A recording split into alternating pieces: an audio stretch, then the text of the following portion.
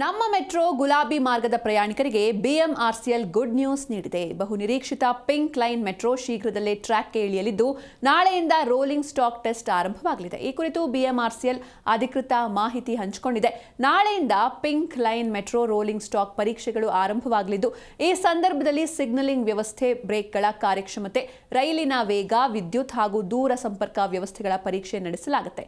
ಕಾಳೇನ ಅಗ್ರಹಾರದಿಂದ ತಾವರೆಕೆರೆಯವರೆಗೆ ಇರುವ ಗುಲಾಬಿ ಮಾರ್ಗದಲ್ಲಿ ಈ ರೋಲಿಂಗ್ ಸ್ಟಾಕ್ ಪರೀಕ್ಷೆಗಳು ನಡೆಯುತ್ತೆ.